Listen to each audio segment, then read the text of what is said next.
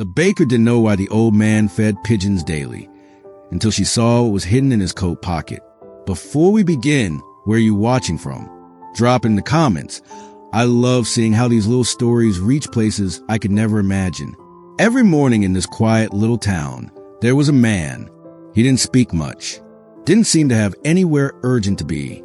But at exactly 7:15 a.m., no matter the weather, he would appear at the same worn wooden bench just across from the Sunrise Bakery. His coat was always the same, a thick, weather wool one that I'd probably seen more winters than some people in this town. The elbows were shiny from years of wear, the cuffs frayed, and the buttons mismatched, like they had been sewn back on by an unsteady hand. He would settle down slowly, with the kind of movements that made you wonder if every joint hurt. And then he'd reach into his pocket. Out came a handful of crumbs, small, crumbling pieces of bread. And with a gentle toss, they would scatter on the frost-dusted ground. Within seconds, they came. Dozens of pigeons swooping down, their wings catching the pale light of the early morning sun. Some pecked greedily. Others just hopped around as if they were waiting for their turn. And all the while, the man, Mr. Henderson, as Clara would later learn, just sat there, shoulders slightly hunched, his eyes fixed on the birds like they were the only living things that still mattered.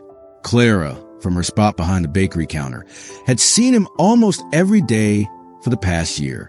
She didn't know his name then, didn't know his story, but she knew his ritual. And there was something about it, something quietly haunting. The kind of thing you notice but can't explain.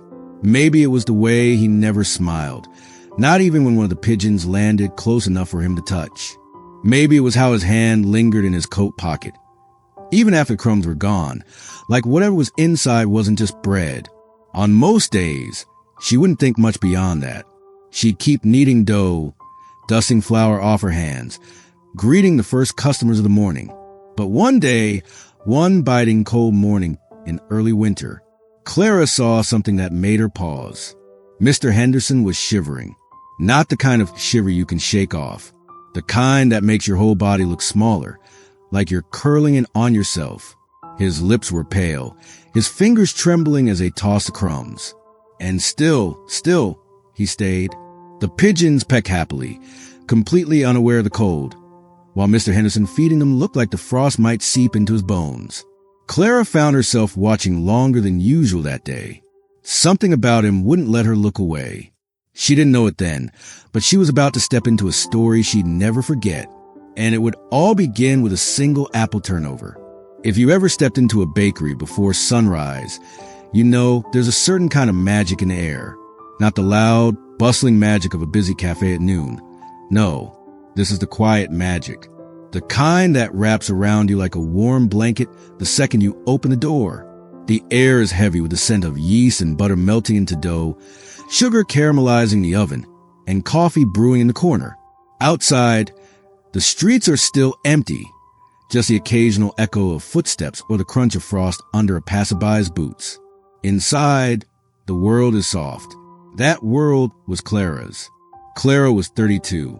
Warm brown hair always tied back in a messy bun, little wisps falling out as the morning went on. She had a face that customers liked, kind eyes, a quick smile, though most days, those smiles came more out of habit than joy. She wasn't exactly unhappy, but she wasn't exactly living the life she'd once pictured either. Her parents had started the Sunrise Bakery decades ago, and after they passed, Clara kept it running. It was her safe place, but also, in some ways, her cage. Every morning, her hands moved without thinking. Knead the dough, shape the loaves, dust the tops with flour, slide trays into the oven. Repeat the same rhythm, day after day, year after year. And yet, there were little moments that still made her heart swell, even if she didn't like to admit it. Like the way the first tray of croissants always puffed perfectly golden in the oven light. Or the look on the face of a child when they got the biggest cookie from the jar. Or watching the old man on the bench across the street. Clara had never spoken to him. Not once. But he had become part of her mornings as much as the smell of fresh bread. She'd catch glimpses of him through the bakery's front window while wiping down counters or lining pastries in the display case. Sometimes, She wondered if he knew she was watching. Other times, she wondered why she cared. Customers would come and go. The office workers rushing in for a latte. The young couple sharing a cinnamon roll. The high schooler grabbing a muffin on their way to class. But through it all, she could always glance up and find him there, scattering crumbs, head slightly bowed, as if the world outside the pigeons didn't exist. And on mornings when the air was so cold it hurt to breathe, Clara would watch him pull his coat tighter around himself, never leaving until birds had eaten every last crumb. It was odd, sweet but odd, and maybe, though she would never have admitted it back then, a little lonely to witness. Because while the bakery was full of people, Clara's days were mostly about serving others, not sharing life with them. Maybe that's why she noticed him so much. He was alone. And maybe, in a different way, so was she. What she didn't know was that their quiet, separate worlds were about to brush up against each other. And when they did, neither would stay the same. The bench itself wasn't anything special. Old wood, worn smooth by years of weather and weight. Its green paint had long since peeled away, leaving a patchwork of faded color and gray timber. One armrest leaned ever so slightly, as though time had made it tired too. Most people walked past it without noticing. But to Clara, it had become a fixture in her life. Every morning, Mr. Henderson arrived before the first light brushed the sky. He never seemed to hurry, never seemed to check the time. He'd simply appear, coat buttoned all the way to the top, scarf tucked in neatly, a paper bag clutched in his hands. He'd lower himself onto the bench slowly, like it was a ritual. Then, with the same deliberate care, he'd open the bag and pull out the day's offering. Sometimes, it was a handful of stale bread. Other times, a crust of baguette, broken into smaller pieces. Once, Clara thought she saw him bring an entire slice of cake, though the pigeons seemed confused about that one. The pigeons, they were always there too. Dozens of them, as if they knew the exact minute he would arrive. They'd crowd around his shoes, their small heads jerking impatiently as they waited for him to toss the first crumb. And he would, piece by piece, slow, steady. Clara started to realize it wasn't about feeding them quickly and moving on. It was the process, a quiet, unspoken connection between him and these little creatures. The way he scattered the bread was almost thoughtful, like he knew which pigeon was hungrier, which one was timid, and needed a bit thrown closer, away from the chaos of the flock. And every now and then, he would pause, look up, breathe in the morning air, his eyes far away. From her place inside the bakery, Clara began to time her own routine with his.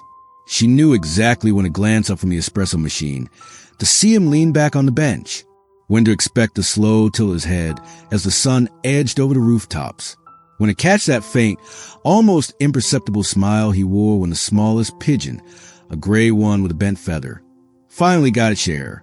It became a kind of comfort for her, something in her day that didn't demand anything from her, yet still gave her something back. She didn't know his name. She didn't know where he went after the bench. She didn't even know if he noticed her existence at all. But in the quiet rhythm of their mornings, there was a strange familiarity. Two people separated by a street, yet somehow sharing a moment. Neither knew it yet, but that simple ritual, that bench, that bread, those pigeons, was a thread that would eventually pull them into each other's lives. And it would start with something so small, Clara almost missed it entirely. It happened on one of those mornings when winter hadn't yet fully taken hold, but the air still bit at your cheeks.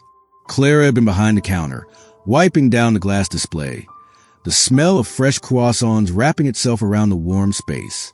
She had glanced out at the bench, almost out of habit now, and there he was, as always, only something was different. The pigeons weren't gathering as quickly. The man seemed slower, more deliberate. His hand trembled slightly as he reached into the paper bag. Clara didn't know why it made her uneasy, but it did. Maybe because the bench, the pigeons, the whole routine had become so predictable. And here was the first crack in that pattern. Mr. Henderson scattered the bread, but less of it than usual. After a few moments, he shifted, leaning into his coat pocket. And that's when Clara saw it. A small thermos. He unscrewed the lid slowly, as if the act took more energy than it should. and from inside, steam curled into the cold air. But before he even took a sip, he looked toward the bakery, not directly at her. Not yet, but toward the window, toward the smell of bread drifting out onto the street. His gaze lingered there, as if he were weighing something in his mind. Then, for the first time since she'd noticed him, he stood up before the pigeons were done eating. He walked, not hurriedly, but with an intent, toward the bakery door. Clara froze. She didn't even realize she was holding her breath until the little bell above the door jingled. He stepped inside, the cold air following him in. Up close, he seemed older than she'd imagined, deep lines mapping his face, eyes the color of an overcast sky. His coat, though neatly kept, showed signs of age. He approached the counter, and for a moment, it seemed like he might speak. Instead, he reached into his pocket and pulled out something small, a folded paper napkin, wrapped around a single perfect chocolate truffle. It wasn't store-bought.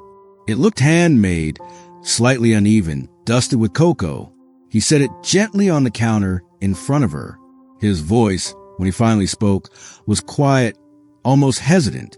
"For you," he said, "baked goods shouldn't always stay behind glass." Clara blinked, unsure how to respond. It was such an unexpected gesture, not grand, not loud, but deeply human. Before she could even thank him, he gave a small nod, turned, and left. The bell above the door chimed again, and then he was gone, back to the bench, back to the pigeons. Clara stood there for a long moment, staring at the truffle. It wasn't about the chocolate. It was about what it meant. Somehow, in the smallest of ways, he had crossed the invisible line between stranger and something else.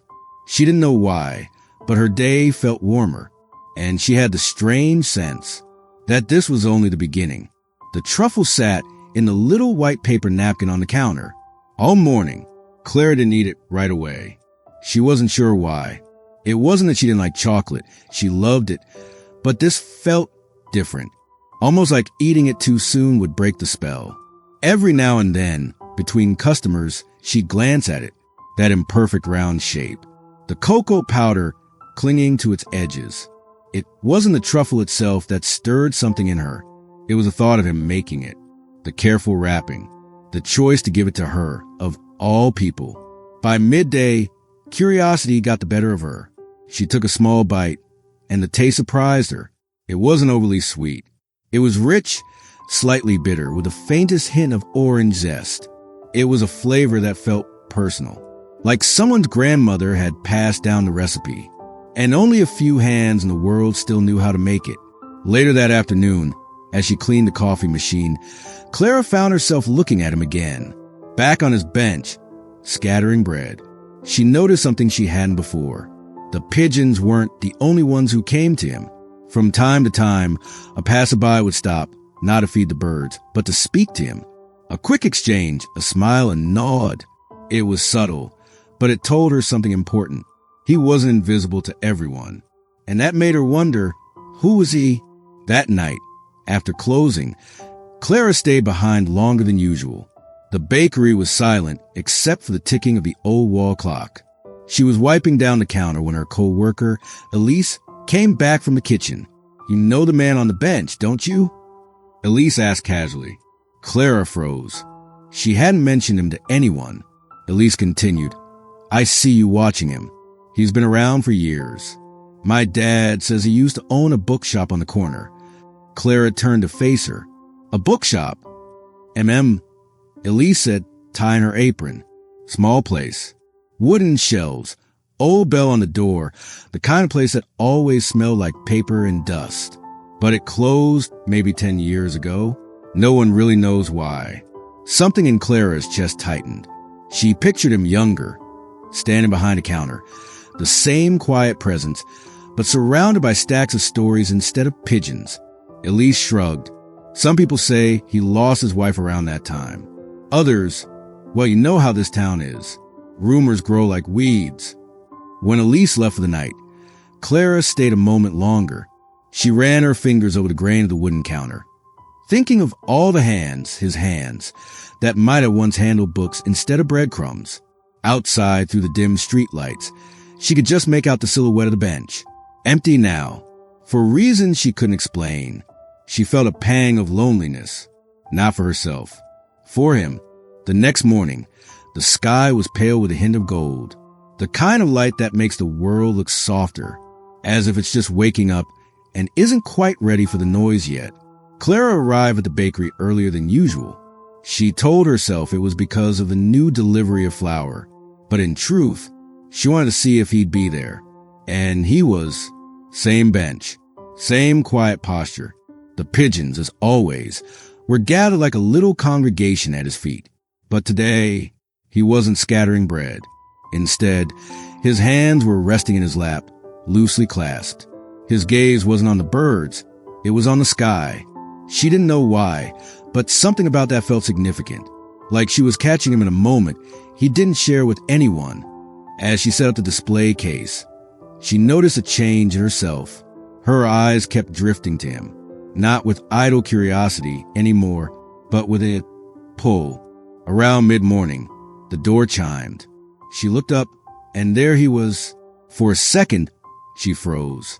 In all the weeks she'd seen him, he had never stepped inside. The bakery belonged to her world, the bench to his. Yet here he was, crossing that invisible line. His presence was quiet, but not timid. He walked up to the counter and rested a folded piece of paper on it. Clara blinked, unsure if she should speak first. But he did. "I was wondering," he said softly, "if you have any of those almond pastries you made last Thursday." His voice was warmer than she expected. A little rough, like it had been in use for too long, but carrying a gentleness that was disarming. "Yes," she replied, trying to keep her tone steady. "They're fresh out of the oven."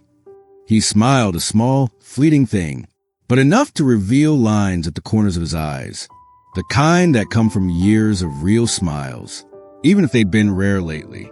She boxed the pastry and handed it to him, but as she did, she felt a flicker of something, a question she didn't dare ask. He reached into his coat pocket, pulled out a coin, and set it down, but also, next to it, he placed a small, worn bookmark. "This," he said, almost hesitantly, "is for you. You look like someone who still reads." Clara looked down at it, a rectangle of faded leather with an embossed gold leaf design. The edges were frayed, and it smelled faintly of old paper. Before she could respond, he was already heading toward the door. She stood there, holding the bookmark, feeling as though the air had shifted around her. It wasn't just a gesture. It was the bridge. From that day on, something subtle began to change. He didn't just stay on his bench anymore. Some mornings, he'd stop by the bakery for coffee. Other days, he'd simply nod to the window as she worked. And Clara, without quite realizing it, found herself timing certain tasks just so she could glance outside and see if he was there. It wasn't friendship yet. It wasn't romance. But it was movement, a turning point. The kind you don't notice until later, when you look back and realize that was the moment everything started to shift. It happened on a Tuesday, a day Clara had thought would pass like all the others, with the steady rhythm of coffee being poured, pastries being wrapped, and the familiar comfort of watching him from the window. But that morning, he didn't appear on the bench.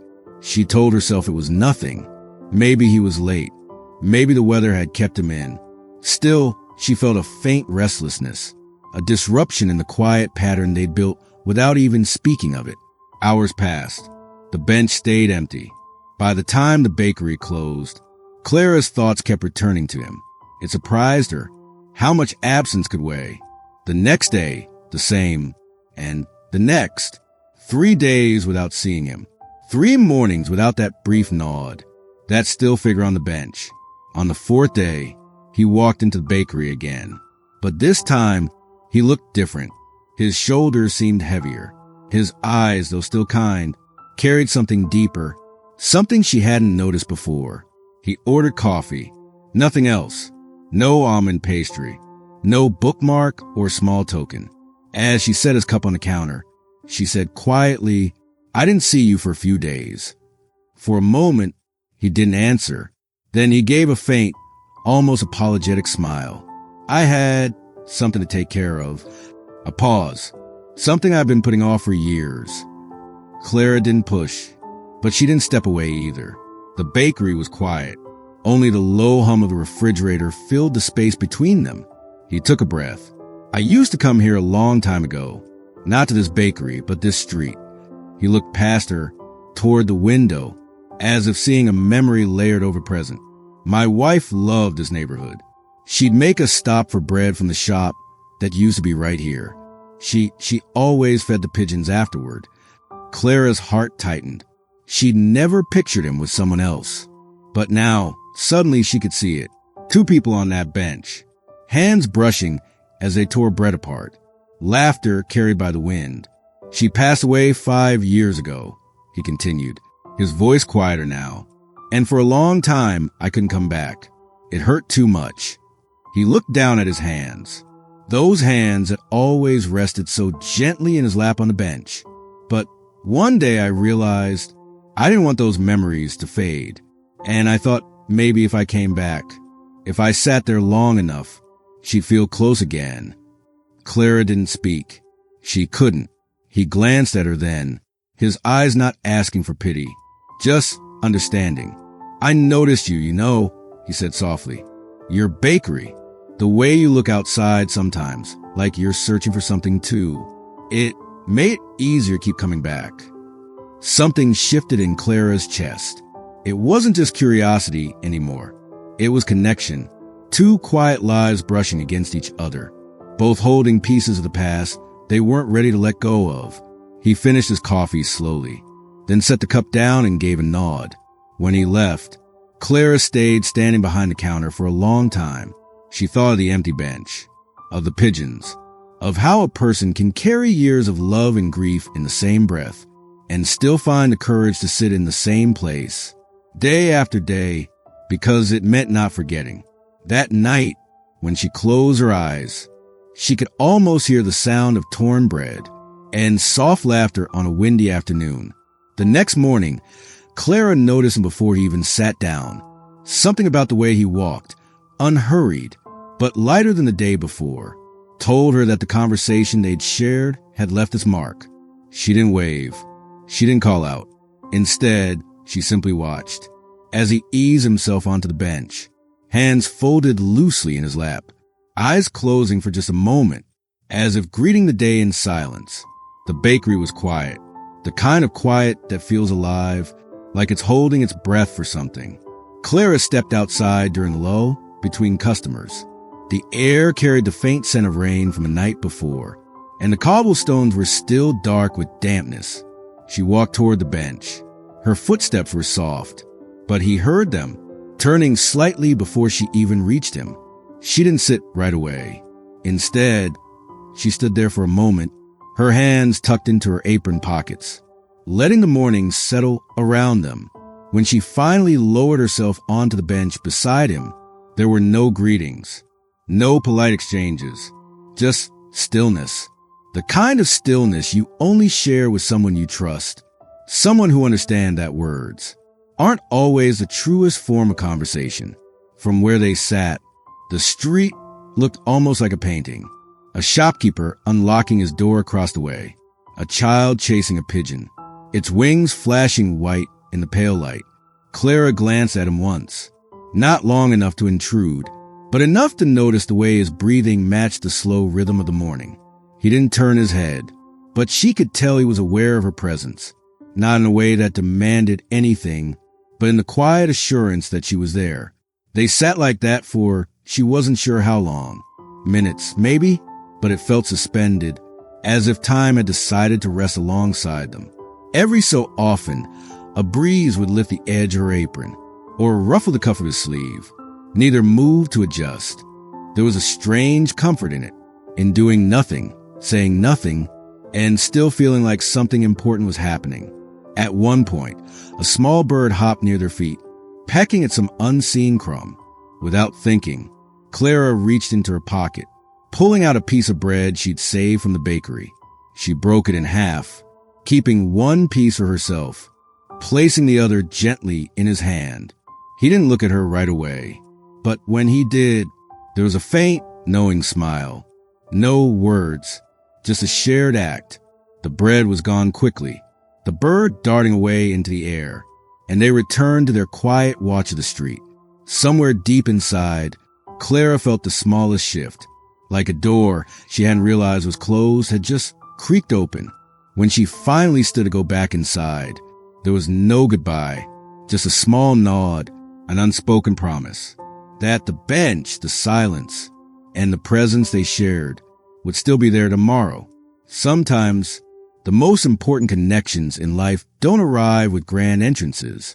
No fireworks, no dramatic declarations. Sometimes they slip quietly into your days, like sunlight finding its way through a half-open curtain.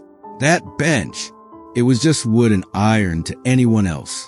To passers-by, it was nothing more than a place to rest aching feet. But to Clara, and to him, it had become something else entirely.